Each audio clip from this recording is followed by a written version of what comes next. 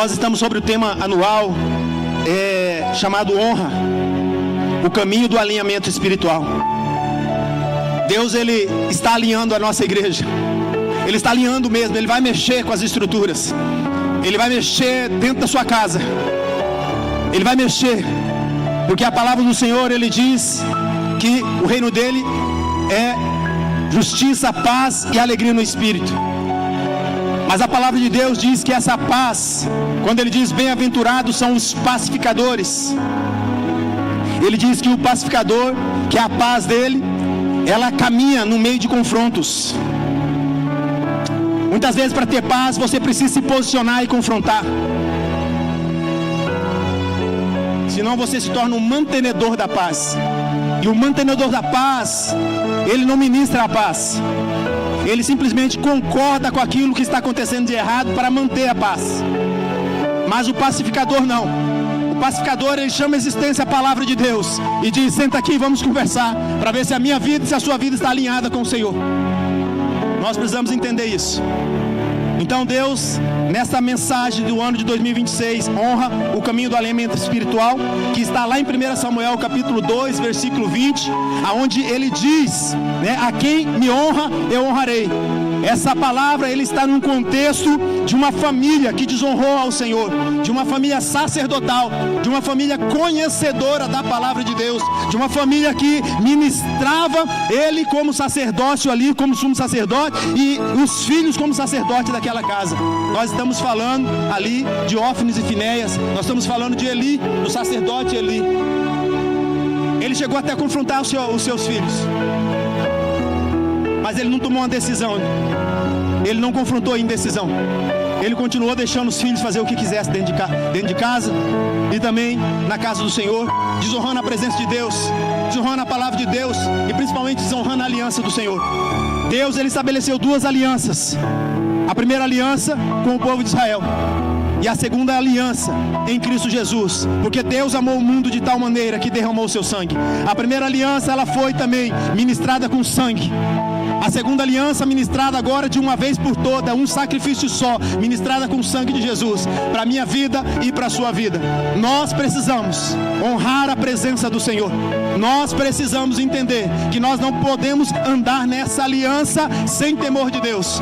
Quando andamos nessa aliança sem o temor de Deus, o Senhor certamente virá ao nosso encontro para nos confrontar. Virá ao nosso encontro, vai mexer nas estruturas para que você volte a olhar para o caminho certo. Em nome de Jesus. Eu queria que você abrisse a sua Bíblia nesse momento, no livro de Êxodo. Nós vamos começar essa mensagem a partir do texto Êxodo capítulo 33, versículo 15.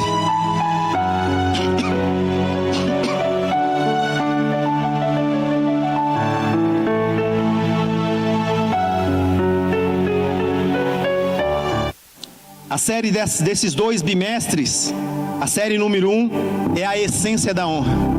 Quem que você acha que é a essência da honra? Quem, igreja? Jesus, Deus, o Espírito Santo, Ele é a essência da honra.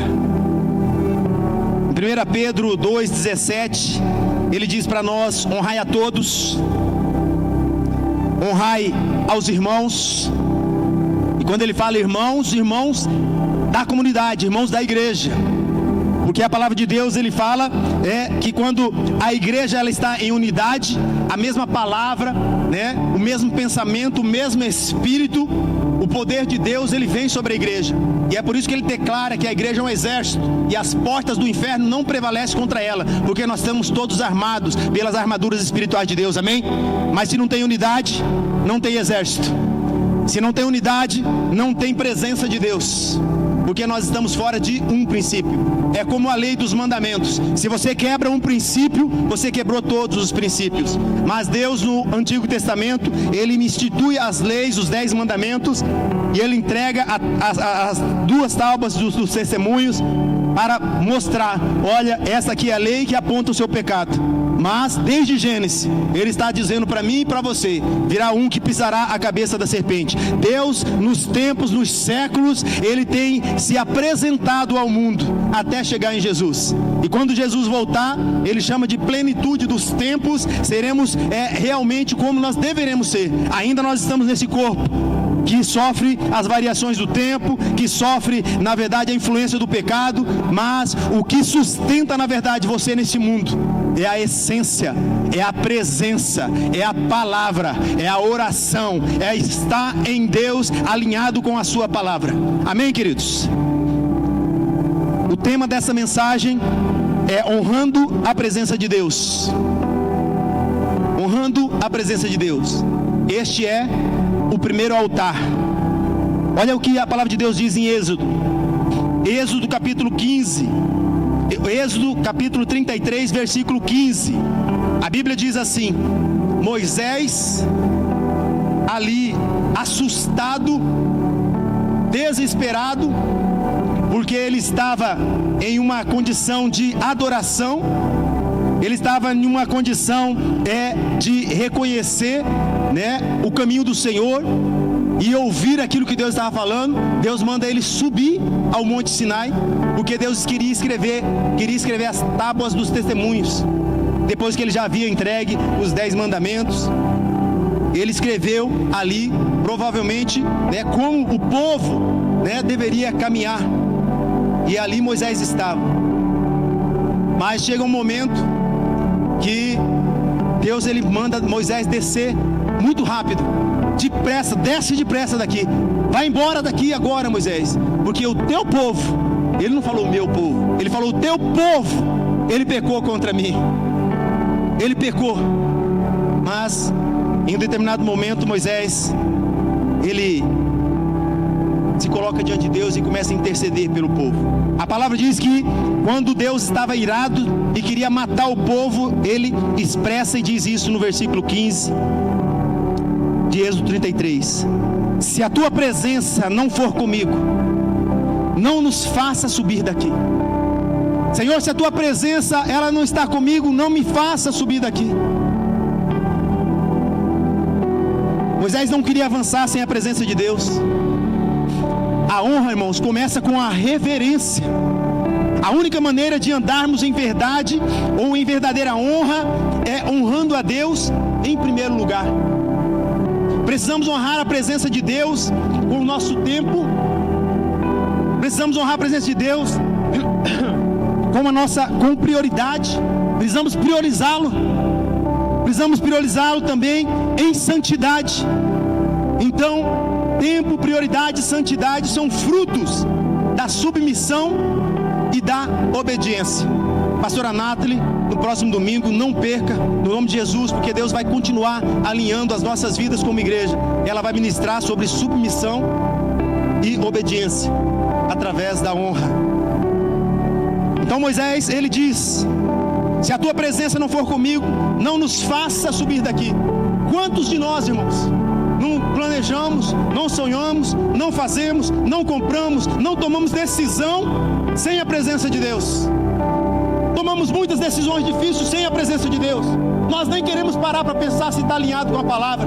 Nós não queremos pensar se isso realmente Deus aprova ou não aprova. Nós não queremos colocar a palavra de Deus, porque muitas vezes quando colocamos, nós sabemos que aquilo não agrada o coração de Deus. Quando nós não caminhamos na presença de Deus, irmãos, quando nós não honramos o altar, o primeiro altar, que é a presença de Deus, muitas vezes tomamos decisão que se torna uma idolatria em nossas vidas, aquilo que decidimos. Nós vivemos em dias que tem muitos métodos, que avançam em muitos métodos rápidos, mas talvez mais rápido do que a presença de Deus. Nós queremos ver um culto compassado. Nós queremos ver as coisas em ordem, detalhado, didaticamente, por conta do pensamento acelerado, por conta da rapidez das coisas. As agendas, ela substitui o altar, irmãos. Muitas vezes a sua agenda tem substituído o altar. Muitas vezes você não tem tempo para parar com a tua esposa, para parar com o teu esposo e orar. Quantos dias faz? Quantos meses faz que você não chama a tua esposa para orar? Quantas vezes faz que você não chama a tua família? Olha, vamos fazer um culto na minha casa. Porque a tua agenda, querido, está substituindo o altar. E os resultados são buscados sem reverência. Contudo, até a Bíblia nunca foi constituída sobre eficiência humana. A palavra de Deus, queridos, ela não é construída sobre a eficiência humana, mas sobre a manifestação da presença de Deus. Nós estamos construindo muitas vezes sobre a força do nosso braço. Estamos tomando decisão pela emoção, pelo coração. Nós estamos fazendo coisas que não agradam a Deus, porque nós queremos colocar o nosso valor, o nosso desejo, a nossa vontade.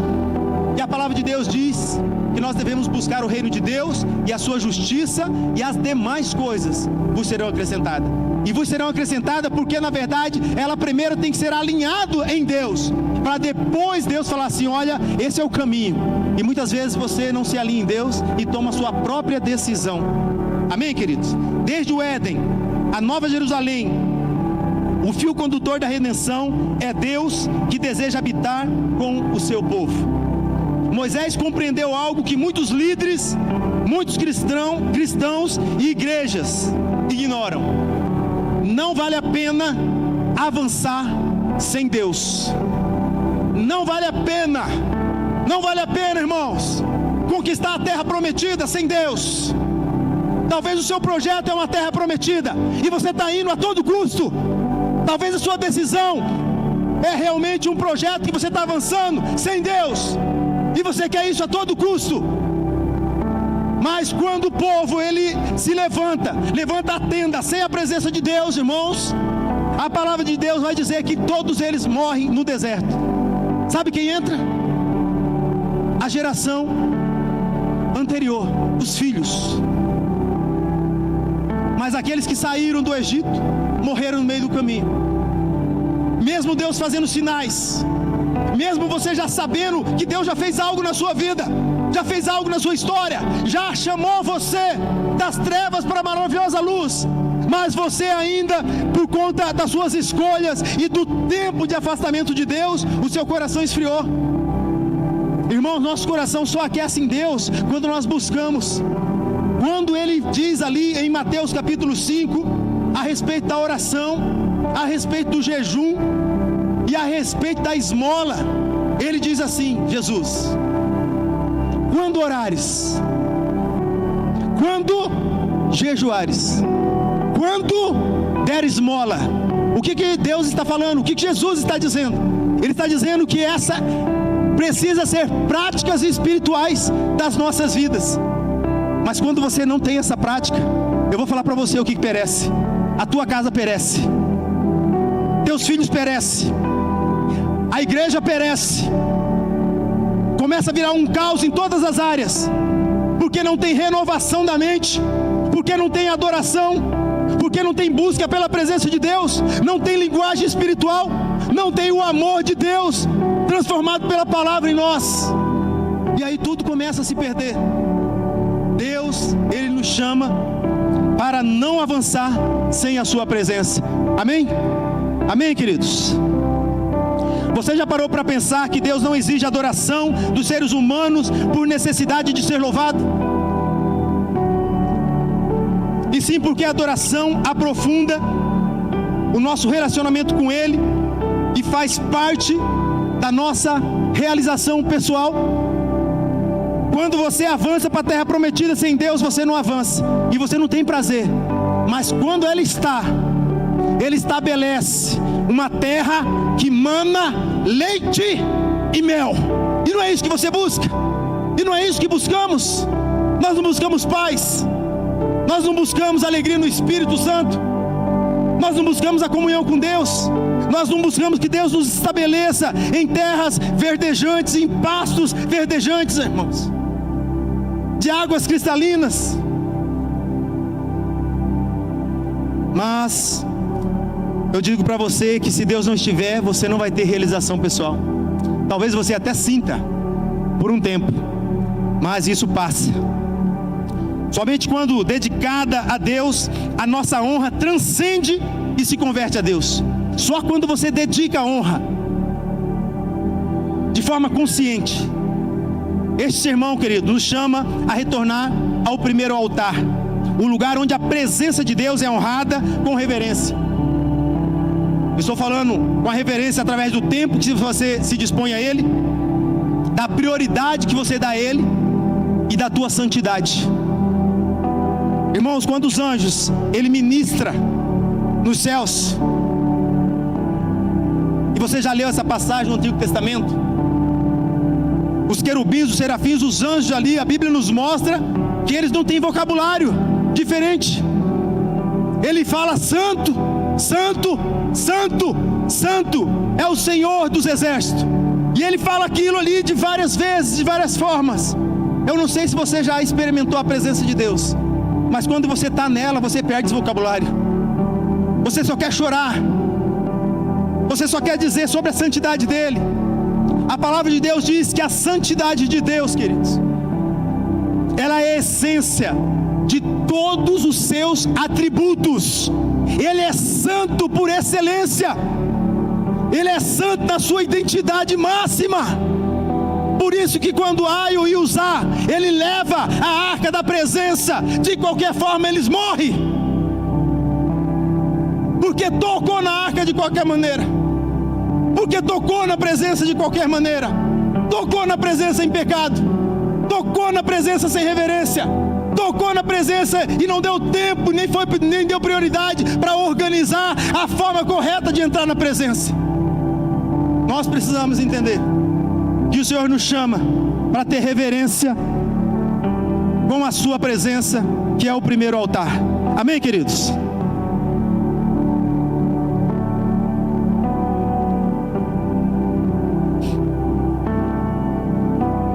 Em Êxodo 33, eu queria trazer o contexto histórico dessa passagem, o contexto redentivo dessa passagem. Ela ocorre logo após do pecado do bezerro de ouro, lá um capítulo antes, capítulo 32. O povo quebra a aliança estabelecida por Deus, onde Deus declara a sua intenção como Israel. Em Êxodo 19, capítulo 5 e 6, Deus, ele tem uma aliança, ele estabelece uma aliança com o seu povo. Ele declara que Israel seria um reino de sacerdote e uma nação santa. Você sabe o que é isso, irmãos? Você sabe o que é reino de sacerdote? Desce comigo nessa reflexão. O sacerdote na palavra de Deus começa lá em Gênesis, quando Deus, ele toma ali de Abel e de Caim uma oferta. Ali começou, a Bíblia nos mostra que começou uma adoração, uma oferta ao Senhor. O sacerdote na palavra de Deus, toda ela, diz que ele é um condutor espiritual de povo ou da família, ou daquele que caminha do teu lado. Deus nos chama para ser sacerdotes e sacerdotisa, porque Ele fala que Deus escolheu um povo para ser reis e sacerdotes. O rei, ele governa e lidera sobre a ótica da palavra. Foi assim em todo o Antigo Testamento. Quando os homens pedem o rei, não estava no coração dele, mas Deus deu. E aí depois ele tira ali Saul do seu trono, destrona Saul, e ele coloca um rei segundo o seu, mas o rei tinha que governar segundo a sua palavra, segundo a sua direção. Então Deus está dizendo para nós, através desse texto que Ele criou, dessa primeira aliança que Ele criou, que nós precisamos ser um reino de sacerdote e uma nação santificada, separada, com a consciência que nós somos dEle e que nós devemos ouvir a sua voz para tomarmos decisões que venham dEle. Quando Moisés ele desce do monte, que Deus fala para ele: olha, desce agora que o povo entrou em pecado. Desce agora porque o povo, ele errou. Deus estava dizendo para Moisés assim: é você que vai liderar esse povo. Esse povo é teu. E Moisés, ele começa a olhar e fala: Deus, isso é o começo de Moisés, lá no versículo 4 de Êxodo: eu sou um homem com os lábios duros, eu não tenho boa eloquência, não sou eu. teve um momento que ele começou a reclamar tanto que Deus ele ficou irado. Está escrito lá, Deus se irou com Moisés. E aí na continuação do texto ele fala: não é Arão da linhagem, né, que eu levantei como sacerdote para conduzir o meu povo na adoração? E não é ele o teu irmão? Eu vou colocar ele como o teu líder. Ele vai te ajudar a liderar. Mas a boca que vai ministrar é a tua. Ele vai ser o seu liderado e você vai ser como um Deus para ele. Deus está dizendo para nós como igreja, queridos, que Ele colocou sobre nós uma responsabilidade. Não importa se você não tem oratória, não importa se você não tem teologia, não importa se você não tem eloquência. Deus ele está te chamando na essência da salvação, para você falar o que Ele fez na sua vida, a respeito dEle, para testemunhar dEle. Nesses dias de jejum que fizemos, alguém falou assim: pastor, Deus tem colocado no meu coração uma palavra chamada testemunhos. Quantas pessoas não foi abençoada por Deus no ano passado aqui? Levante as mãos.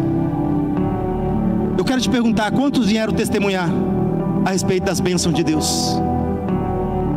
Nesse ano, Deus falou para mim: fale com o meu povo, falar dos meus feitos, porque quando a minha glória se manifesta, ela precisa ser distribuída, porque o meu espírito é como mel. Presta atenção no que Deus falou. O meu espírito é como mel. Ele vai ser para Ágape como um mel. As pessoas vão ser atraídas nos pequenos grupos, na oração individual, aonde os meus servos estiverem, no trabalho, na casa, aonde eles forem, nos cursos que a igreja ministrar, nos impactos, no Nova História, nos cursos, aonde estiver ministrando a minha palavra, as pessoas vão ser atraídas pelo meu espírito. Ele vai ser como um mel para a igreja, e essa igreja vai ser conhecida como a igreja que prega a minha palavra, que ama a minha presença.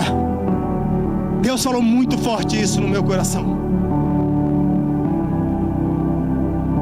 Então Deus ele fez essa primeira aliança e chamou o povo dele como um reino de sacerdotes e uma nação santa. Deus, ele já tinha entregue os mandamentos, que são termos de aliança, que funciona como uma base moral da aliança. Isso está lá em Êxodo capítulo 20, o qual oficialmente foi confirmada e selada com sangue.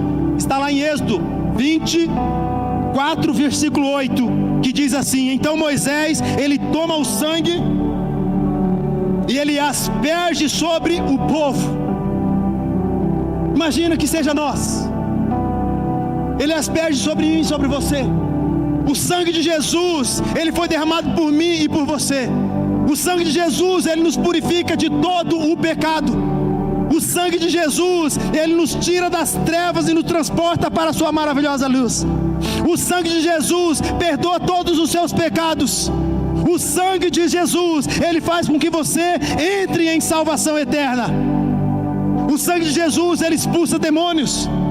O sangue de Jesus, ele cura enfermidade. Jesus, ele faz milagres até hoje, até agora. Mas se você que caminha com ele não crê na sua presença, não anda na sua presença, o que você orar muitas vezes não vai ser validado pelo Espírito, porque ele não caminha contigo.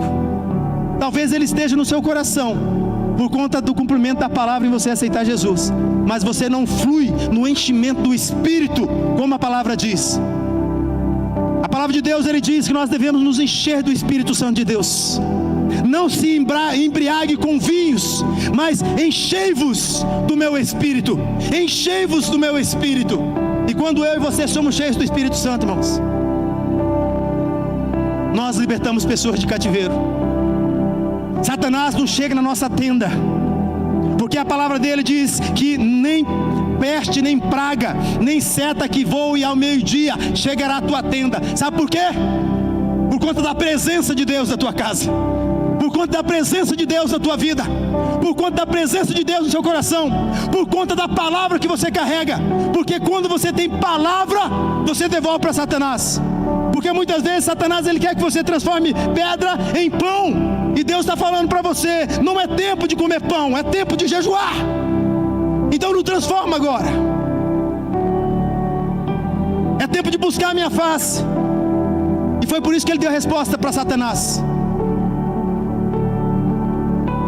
A fome é uma consequência, Satanás, porque eu estou me alimentando de outro alimento, por conta do meu Pai, da vontade do meu Pai.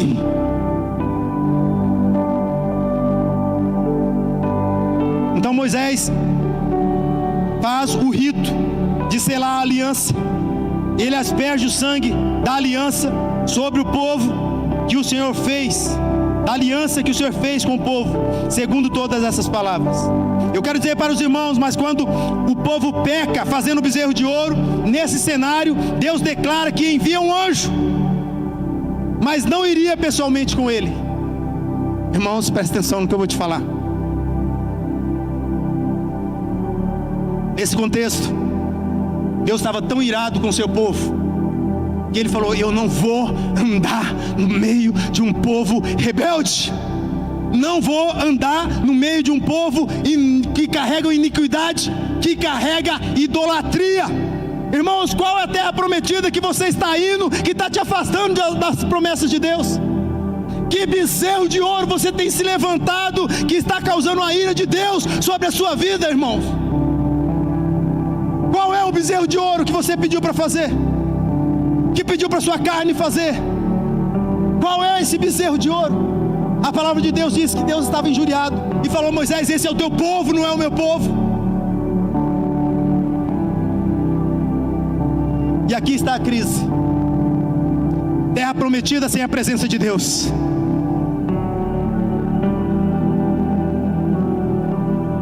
Você tem pedido casas para Deus. Você tem pedido melhorias na sua empresa para Deus. Você tem pedido conserto dentro da sua família para Deus. Mas você não busca a presença. Você não honra a presença dEle. Você não honra a palavra dEle. Mas você pede aquilo que Ele pode te dar, mas você não quer a presença dEle. Você não quer caminhar na aliança com Ele. E a crise estava instalada. E a crise é esta: terra prometida sem presença, bênção sem a comunhão de Deus e destino sem Deus. Você está traçando o seu destino, queridos, sem a presença de Deus. Quando você está lá no Egito, com saudades ali da batata, da cebola, ou até da adoração a Deus pagãos, o teu velho homem está ressuscitado de novo. É Ele que está mandando, não é mais o teu espírito. Não é mais o espírito que está pronto e a carne está fraca. Porque quando você devota ao mundo, queridos, você está escolhendo um dos dois senhores. E só tem dois senhores: o único Deus e Mamon, que é o mundo. Quando você devota para o mundo, você já escolheu o seu caminho. Mas o Espírito Santo de Deus, Ele é gracioso. E é por isso que nós oramos no começo aqui: Deus, faça com que o teu povo escute essa palavra, Senhor. Irmãos, eu estou pregando uma palavra aqui, eu vou continuar pregando dessa maneira, porque Deus tem me chamado para esse tempo. É um tempo novo. É um tempo novo, irmãos, é um tempo novo. Escreva na sua agenda: é um tempo novo. É um tempo novo de Deus sobre a nossa igreja, sobre a minha família, sobre a minha vida. Escreva, queridos, para você. Escreva o dia de hoje. Deus, Ele vai transformar a sua história se você se voltar para a presença dEle e começar a honrar a sua presença. Um teólogo chamado Walter Brueggemann, ele diz assim: a grande tentação de Israel era aceitar os dons de Deus sem o propósito de Deus. Muitas vezes você quer o dom que agrada o teu coração. Você quer o dom que satisfaz a tua vontade. E dom de Deus aqui não é dons que você manifesta aqui na igreja para abençoar a igreja. Muitas vezes é o dom de você conquistar. É o dom de você fluir.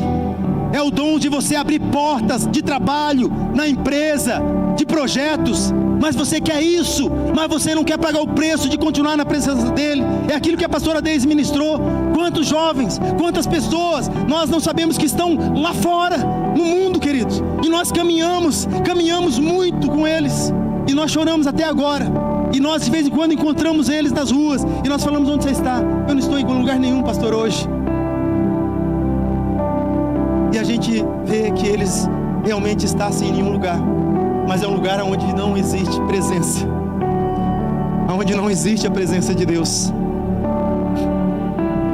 Em hebraico, a palavra presença é panaim. Eu não manjo de hebraico, mas como um bom estudante da palavra de Deus, eu sempre vou atrás de saber, né, realmente o significado de algumas palavras para trazer para a igreja um conteúdo mais profundo.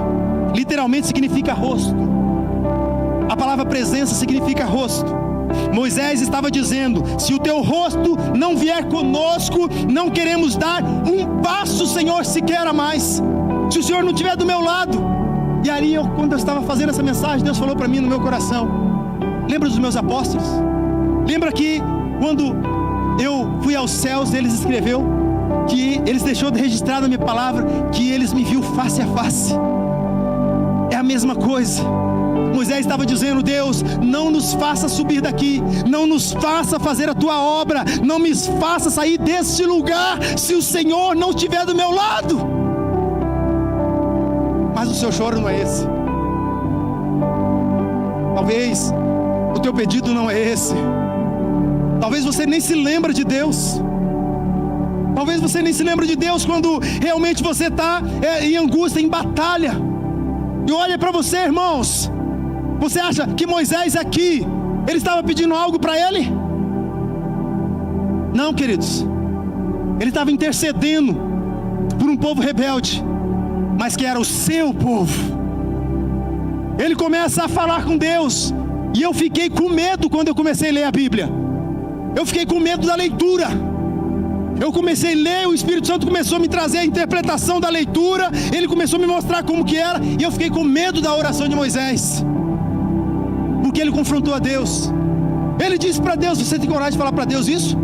Deus, se arrepende do mal que o Senhor está fazendo na minha vida.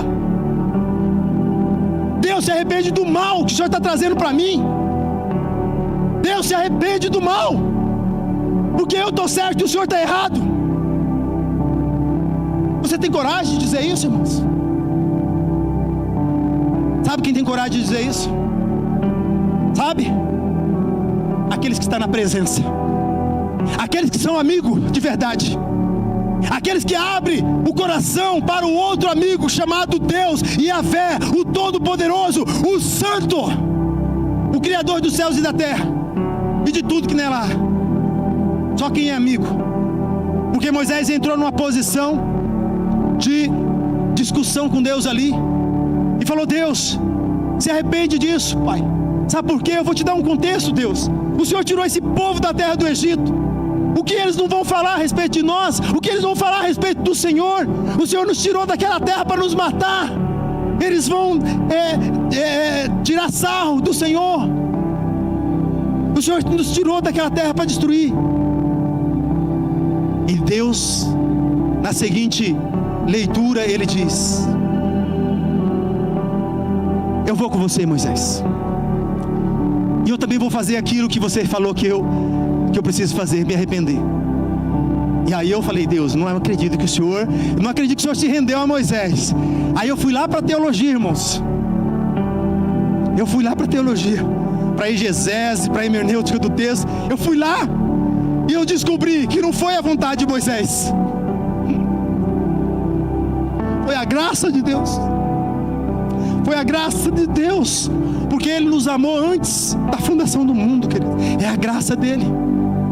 Mas se tem um intercessor que é amigo, queridos, ele quebranta o coração. Mas foi a graça de Deus, queridos. Foi a graça de Deus que alcançou o povo. E a graça de Deus, ela não está só no Novo Testamento, ela está aqui no Antigo Testamento também. Não está só no Antigo Testamento, ela está também no Novo Testamento. Porque agora a graça dele se manifesta nele tabernaculado. Um Cristo que morreu na cruz do Calvário. Ele se entregou por mim e por você, para que você tenha vida eterna, para que a sua casa seja alinhada pela palavra dele, para que tenha paz na sua casa, para que tenha paz no meio do seu casamento, para que você conquiste por cabeça e não por cauda nessa terra, para que você lidere com propriedade. Foi por isso.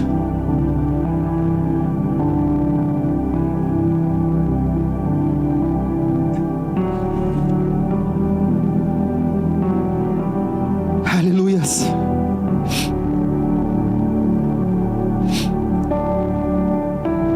Um outro teólogo chamado Gerhard van Rett, Não sei muito de inglês, mas eu me esforço aqui, queridos. Ele diz assim: a presença de Deus não é um acessório da aliança. Vou dizer para você de novo: a presença de Deus não é um acessório da aliança, nem do Antigo Testamento e nem do Novo Testamento na aliança no sangue de Jesus. Ela é a essência. É a essência da aliança. Se você não está dentro da aliança de Deus, provavelmente Deus não está indo com você para lugar nenhum e você não vai ter sucesso, segundo a palavra de Deus. Só alcança a glória de Deus, a presença de Deus, aqueles que entram em aliança com Ele. Aleluias.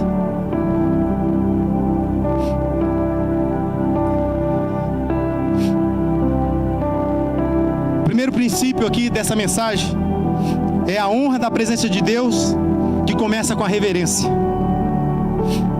Antes de Israel marchar, Moisés ele para,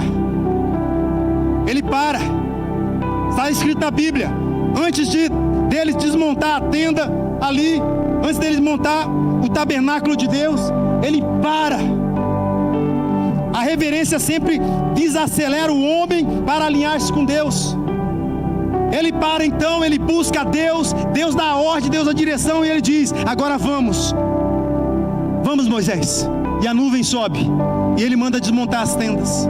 Eu quero dizer para você, queridos, que a reverência, ela precede o movimento. Servir o Senhor com temor e alegria, e alegrai-vos nele com tremor. Salmos 2:11. Reverência não é medo paralisante. E aqui que está muitas vezes algo que nos incomoda. Muitas vezes você acha que ser reverente é ter medo de Deus. Não, queridos. É nós dar a Ele o que é devido. Ele é digno de toda honra, de toda glória, de todo louvor, de toda adoração. Reverência não é medo paralisante, mas uma consciência da santidade divina. Você tem consciência que Deus é santo? E você tendo essa consciência, as tuas atitudes levam a Ele, o nome dEle a ser glorificado? Ou ainda não? Porque se ainda não, você precisa se alinhar nesse dia. A Bíblia vincula o temor do Senhor ao princípio de devoção espiritual. Provérbios 1:7. O temor do Senhor é o primeiro degrau rumo à sabedoria do alto. Diz assim: o temor do Senhor é o princípio da sabedoria. E a sabedoria, queridos, é divina. Por isso que quando o filho de Davi, Salomão, ele assume o trono do pai, antes dele assumir, o que ele ora a Deus? Alguém lembra? Senhor, dai-me sabedoria para que eu conduza o teu povo. E Deus ele fala para ele: você não pediu riqueza, você não pediu poder nem autoridade, e eu vou te dar todas essas coisas e muito mais. Porque sem sabedoria a casa cai, irmãos. Sem sabedoria nós tropeçamos. E eu quero ilustrar aqui essa mensagem de hoje com uma história de Eli, um homem que não teve sabedoria. A palavra de Deus nos apresenta a história de Eli, está lá em 1 Salmos 2, do 23 ao 24. O sacerdote-chefe de Israel, ele era o sacerdote-chefe de Israel. Um homem experiente, conhecedor da lei, responsável pelo tabernáculo dos dias em que Samuel ainda era pequeno, era apenas um menino. Ele conhecia rituais, ele conhecia o altar, conhecia a presença de Deus. Presta atenção no que eu estou te falando. Ele era tudo isso, ele conhecia, ele sabia. Mas há uma verdade que precisamos afirmar desde o início: honrar a presença de Deus é o primeiro altar. Você crê nisso? Você crê que é realmente isso, irmão, que eu estou falando? Se você entendeu a Bíblia, se você está lendo, me acompanhando na Bíblia, honrar a presença de Deus, ele precisa ser o primeiro altar. Você concorda comigo? E é isso que Deus ele nos chama, a honrar a sua presença em primeiro lugar. Antes de qualquer serviço, antes de qualquer função, antes de qualquer ministério, o que Deus requer é honrar a sua presença. Mas eu quero dizer para você que os filhos de Eli, Ofni e Finéias, também sacerdotes tratavam as coisas de Deus com desprezo. Eu não sei como você tem tratado as coisas de Deus nesses dias, mas eles usavam o ministério para benefícios próprios, tiravam o melhor das ofertas, intimidavam o povo e transformavam o altar em um lugar de interesse pessoal. Queridos, desde que eu me converti, Deus me chamou para o ministério. Eu falei: Deus, se for para mim ficar rico, o Senhor me deixa pobre. Falei desse jeito para Ele. Foi a minha primeira oração antes de assumir o pastoreio. Uma outra oração que trouxe, na verdade, uma revelação dentro da minha casa que eu fiz. Falei: Deus, eu estou me formando, eu vou ser um pastor na tua casa. Eu não sei o que está acontecendo dentro da minha casa, mas eu quero que o Senhor mostre para mim. E aí, naquele período, naquele tempo, Deus revelou a situação familiar que eu estava. E essa situação nos levou para um divórcio. Mas eu fazia essas orações porque eu temia a Deus. Porque eu sabia que um dia eu chegaria aonde eu estou hoje, sendo um ministro do Evangelho. Eu falei: Deus, eu não quero que nada envergonhe teu nome. E eu luto. Você pensa que eu não tenho tentação também? Você pensa que eu não tenho tentação mental? Tentação dos olhos? Você pensa que eu não converso com a minha esposa sobre isso? Você pensa que nós não oramos juntos, não jejuamos? Você pensa que nós não trocamos as nossas dificuldades um com o outro, nós oramos? Nós batalhamos espiritualmente. Nós apresentamos, nós nos desnudamos um para o outro. E nós choramos muitas vezes. Porque nós queremos honrar a presença de Deus. Porque nós queremos honrar o nosso chamado. Nós queremos honrar a palavra. Nós queremos honrar a igreja. Nós queremos ser testemunhos para muitas pessoas. Mas esses homens que eram conhecedores da palavra, eles usavam o ministério. O que era santo foi banalizado. Sabe por que eu estou descalço aqui, queridos? Deus falou para mim: nesse ano você não vai subir lá no altar calçado. Eu vou fazer isso o ano inteiro. Você vai me ver descalço aqui o ano inteiro, porque eu quero entender o que Deus está falando para mim. E eu quero ver a manifestação de Deus. Eu estou sendo obediente àquilo que Deus tem me falado. Então, queridos, o que era santo foi banalizado, e o que era presença virou oportunidade na vida de Ófines e Finéias e na vida de Eli, o sacerdote. E eu quero que você se inclua aqui como família. Como está a sua casa? Como está caminhando a sua família? Você como sacerdote, você como sacerdotisa, como anda a sua casa? E ele sabia de tudo. Ele ouviu os relatos. Ele sabia de todas as coisas que estavam acontecendo. Conhecia o pecado dos seus filhos e sabia que aquilo que estava acontecendo diante do Senhor. E em determinado momento ele até confrontou os filhos com palavras. Confrontou Ófine e Finéias. Está lá escrito, depois você lê em 1 Samuel 2. Ele chegou a confrontar: olha, eu estou ouvindo, o povo está me falando, vocês têm feito coisas erradas. A lei que Deus nos deu não é essa. Não é esse mantimento que Deus nos dá, não é dessa forma que se retira. Existe um princípio.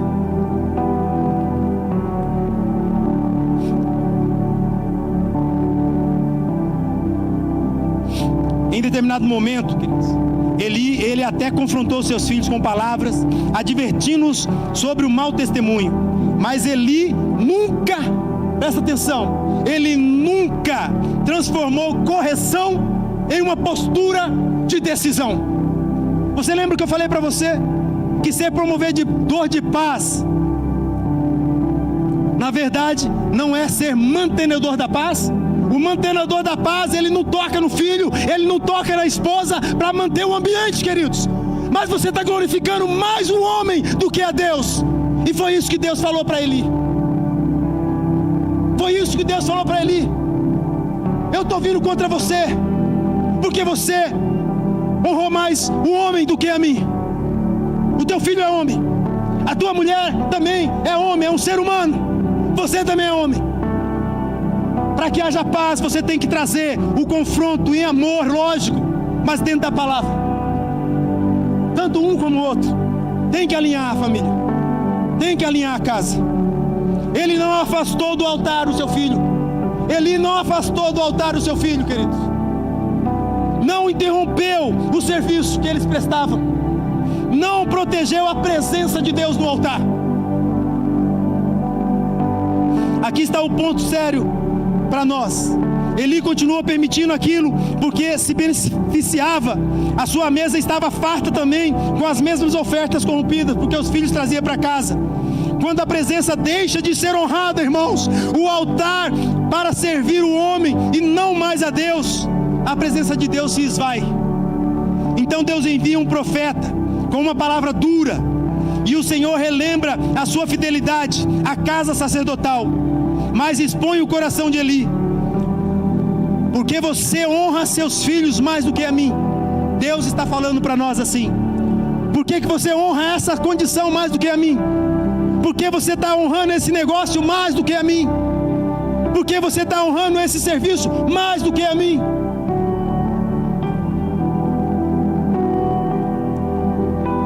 A resposta divina é clara.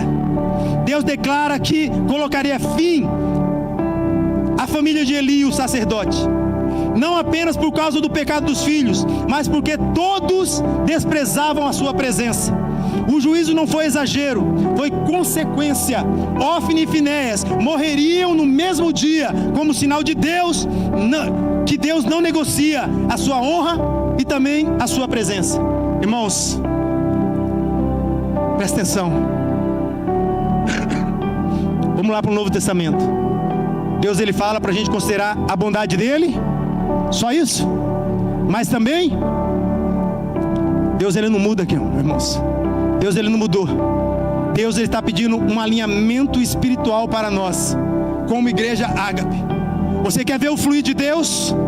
Desce lá para a casa do oleiro, deixa ele te amassar, deixa ele transformar você de novo em um vaso de honra, deixa ele quebrar esse barro seco, esmiuçar, colocar água de novo, tornar você numa lama, para você entrar na presença dele conforme ele quer que você entre, para você ter de volta aquilo que ele já te deu, a terra prometida dele, não a tua, não a tua.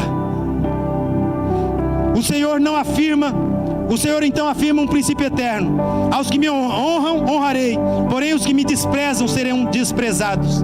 Mas Deus não encerra a história com juízo, não. Ele declara que levantaria um sacerdote fiel, alguém que faria com que o que estava em seu coração, um sacerdote que entenderia o seu primeiro altar, e não o serviço, nem a posição, mas a sua presença. A história nos ensina que honra não é discurso, não é fala. Queridos, eu não posso estar aqui nesse lugar, falar bonito, ministrar eloquente, ou ministrar bonito. Puxa, olha lá como que é o pastor. Puxa, o pastor é ungidão. Eu não sou ungidão, irmão. Eu sou temente a Deus. Eu sempre oro a Deus, falo: Deus, me dá a tua palavra. Eu não quero pregar nada mais do que a tua palavra, Senhor. Eu não quero pregar nada mais do que aquilo que o Senhor fala comigo, Senhor. Eu não quero pregar nada mais do que aquilo que o Senhor já fez na minha vida, Senhor. O que eu estou dizendo para você, queridos, a honra não é discurso, é uma decisão de alinhamento. Honra é uma decisão de alinhamento pessoal junto à presença de Deus. Honrar a presença dele é uma decisão. Tozer, um teólogo, diz: a perca do senso de reverência e do temor de Deus é a maior tragédia da igreja moderna. É a maior tragédia. Eu queria que você se colocasse de pé.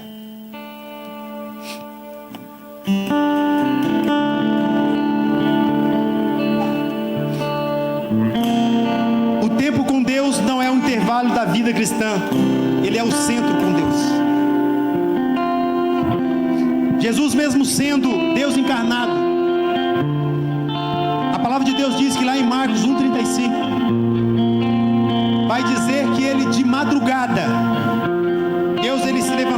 Jesus se levantava muito antes do dia amanhecer, e ele saía e foi a um lugar deserto para orar. Deus, quando nós damos prioridade para Ele, quando nós demos tempo para Ele. Moisés, ele escolheu a presença de Deus acima da promessa. Moisés prefere entrar na terra prometida, não entrar na terra prometida, a permanecer sem a presença de Deus. Isso é maturidade espiritual.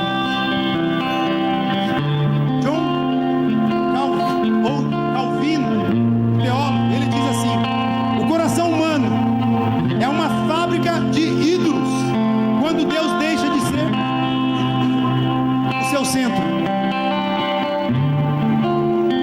Moisés não pergunta se é mais fácil, Moisés não pergunta se é mais rápido, Moisés não pergunta se é mais seguro, ele pergunta: Deus está nisso? Deus está? Se Ele está, eu vou. Se Ele não está, eu não vou. A presença de Deus, queridos, é santa, ela não é negociável. E Jesus, Ele é esse altar definitivo nosso, da presença. Ele é o verdadeiro tabernáculo, segundo João 1,14. Ele é o sumo sacerdote perfeito e real, segundo Hebreus 4,14. Ele é o sacrifício final de todas as coisas. Você não precisa de sacrifício, você precisa obedecer em reverência.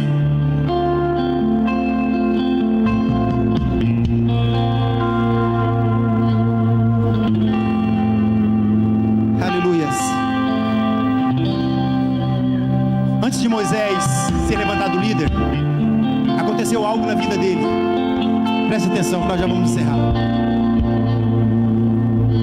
Deus chama ele. Aonde Deus chama ele? Deus atrai a atenção dele. Quando foi que Deus atraiu sua atenção? Quando foi que Ele te deu um sinal, dizendo: ei, olha para cá. Moisés, ele foi atraído pela presença de Deus. Uma sarça, um arbusto pega fogo, e ele, compelido pelo Espírito Santo, curioso, ele foi lá. E quando ele foi para lá, ele encontra uma árvore pegando fogo, mas o fogo não consumia. E aí Deus brada a voz dizendo: Moisés. E ele, como o pastor Cláudio, pelo amor de Deus, que é isso, Senhor? Moisés, tira as sandálias dos teus pés, porque este lugar que tu está é santo. Igreja, Deus me deu uma visão quando eu estava orando. Ele pediu para começar a orar por cada centímetro desse lugar, porque esse é o lugar onde a manifestação dele ocorre. Cada domingo, cada culto, cada encontro, cada atendimento. Esse é o lugar onde ele ministra através do seu povo. E ele diz: ore por este lugar, porque esse lugar é santo. Ore por esse lugar. E eu orei a Deus, eu falei: Deus, libera anjos sobre esse lugar, com espada de fogo, vai desembanhada, para guardar, ó Pai, este espaço da água, Deus, até que o Senhor decida vender, até que o Senhor decida que nós saímos daqui, que os teus anjos, de forma perfeita, fiquem nesse lugar. E Deus, quando Moisés tira os seus sapatos ali, a palavra de Deus diz que Deus começa a falar para ele: eu tenho te escolhido, eu tenho te chamado, você vai libertar meu povo, eu te escolhi para libertar o meu povo. Então ele recebe todas as instruções e ele desce para casa no mesmo dia. Deus provavelmente falou com Moisés sobre todas as coisas, principalmente, irmãos, sobre a aliança, principalmente sobre a aliança do povo de Deus que ele tinha feito. Moisés, olhe para a minha aliança. Irmãos, eu quero perguntar para você: quantos anos Moisés tinha? 40 anos, certo? 40 anos. E de 40 anos até 80, na idade que ele subiu na montanha, ele aprendeu a cultura egípcia. Amém?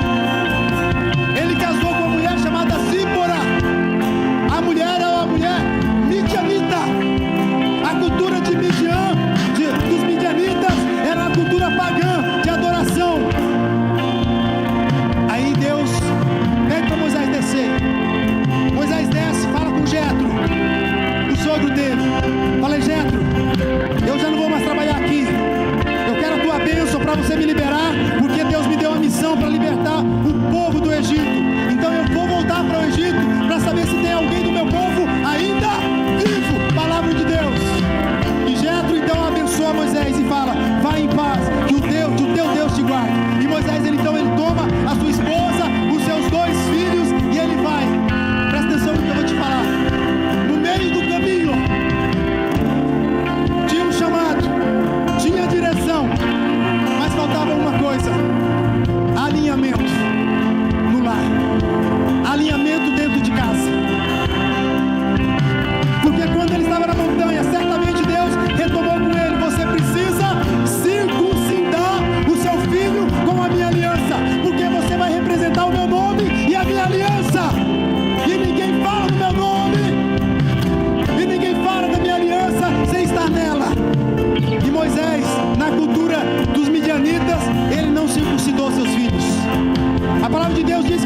foi circuncidar o seu primeiro filho de 14 anos, Gerson, e o outro era Eliezer, o mais novinho. Gerson já tinha 14 anos. Quando Moisés, ele está fazendo a circuncisão, aí a mãe entra na frente e diz: Moisés, Moisés, Moisés, não faz isso com meu filho não. E parece que quando a gente vai para a teologia, eles estavam brigando. Então Moisés, ele não faz aquilo que ele deveria fazer. A mulher, ela tinha uma cultura do mundo. Moisés aderiu à cultura do mundo. Moisés quis ser um mantenedor da paz dentro da sua casa. Ele não disse: não, mulher, não é assim. A palavra de Deus e o próprio Senhor me diz que eu preciso fazer isso. Presta atenção, irmão, já estou terminando, em nome de Jesus.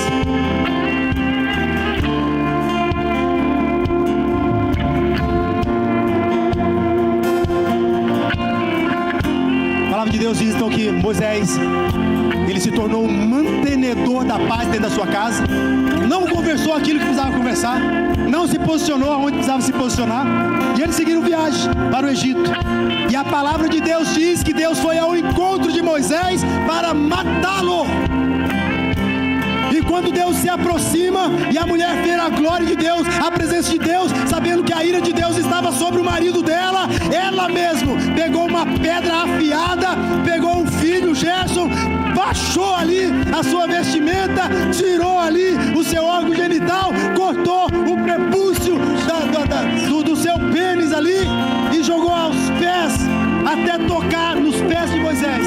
Quando o sangue toca os pés de Moisés, a palavra de Deus diz que o Senhor deixou Moisés vivo. E por que eu estou falando isso para você?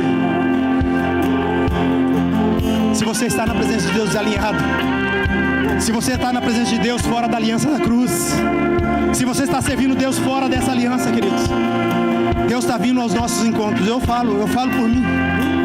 Deus, ele não permita que nós façamos nada que diz respeito ao seu reino desalinhado com a sua vontade. E eu quero dizer para você, queridos, no nome de Jesus, perder a presença de Deus é perder tudo. A história nos ensina que o altar é a presença de Deus. Quem honra esse altar preserva o propósito. E quem honra a Deus acima de tudo caminha em verdadeira paz, mesmo quando essa paz precisa de confronto. Então Moisés nos ensina: primeiro, não vale a pena avançar sem Deus. Amém? Segundo, o primeiro altar é a presença de Deus. Amém? A honra começa com reverência. Amém? Presença exige o quê? Tempo, prioridade e santidade. Amém? Eu quero então convidar você. Hoje, o Espírito Santo de Deus nos chama a reconstruir o primeiro altar. Não é sobre ir mais longe, irmãos. É sobre ir com Deus. Não é sobre fazer mais, é sobre estar com Deus. Amém, queridos?